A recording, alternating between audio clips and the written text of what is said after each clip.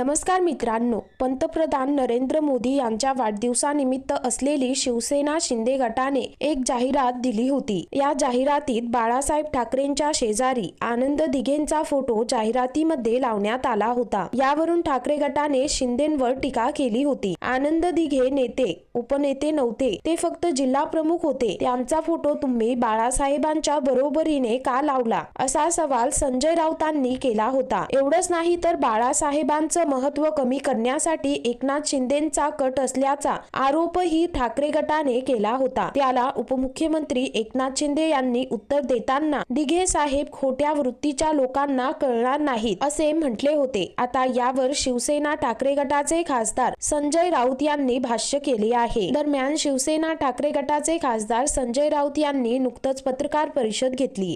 यावेळी त्यांनी एकनाथ शिंदे, राजन विचारे यांच्याबद्दल भाष्य केले। माझी निष्ठा बाळासाहेब ठाकरे, उद्धव ठाकरे यांच्या सोबत आहे। कोणी निष्ठावंत माझ्या समोर आला आणि माझ्यावर एखादी टीका केली तर मी नक्कीच मान्य करेन, पण ज्याने पक्षाशी आणि ठाकरे कुटुंबाशी गद्दारी केली त्यांनी हे धंदे करू नये, असे खासदार संजय राऊत म्हणाले। एवढंच नाही तर एकनाथ शिंदे आज जे काही आहेत ते राजन विचारेंच्या त्यागामुळे आहेत। राजन विचारेंनी त्याग केल्यामुळे एकनाथ शिंदे शिवसेनेच्या मुख्य प्रवाहात आहे। त्याबद्दल एकनाथ शिंदेंनी रोज राजन विचारेंचे पाय धुवून तीर्थप्राशन केले पाहिजे। राजन विचारे सभागृह नेते होते। एकनाथ शिंदेंच्या घरी दुर्दैवाने दुर्घटना घडली, ते सैरभैर झाले होते, दुःखात होते। त्यांना दुःखातून बाहेर काढण्यासाठी राजन विचारे यांनी आनंद दिघे यांच्याकडे प्रस्ताव ठेवला की एकनाथ शिंदे आपला कार्यकर्ता आहे, त्यांच्या घरी दुर्घटना घडली आहे, त्यांच्या 2 मुलांचे निधन झालं आहे, आपण त्यांना सभागृह नेते करून त्यांना आपल्या कामात सहभागी करून घेऊया। हा राजन विचारेंचा त्याग आहे, त्याला उद्धव ठाकरेंनी मान्यता दिली, हे असे प्रसंग आहेत, असे संजय राऊत यांनी म्हटले आहे। एवढंच नाही तर माझ्या नादाला लागू नका, माझी निष्ठा बाळासाहेब ठाकरे, उद्धव ठाकरे यांच्या सोबत आहे। कोणी निष्ठावंत माझ्या समोर आला आणि माझ्यावर एखादी टीका केली तर मी नक्कीच मान्य करेन, पण ज्याने पक्षाशी आणि ठाकरे कुटुंबाशी गद्दारी केली त्यांनी हे धंदे करू नये। काल त्यांनी जे आंदोलन केले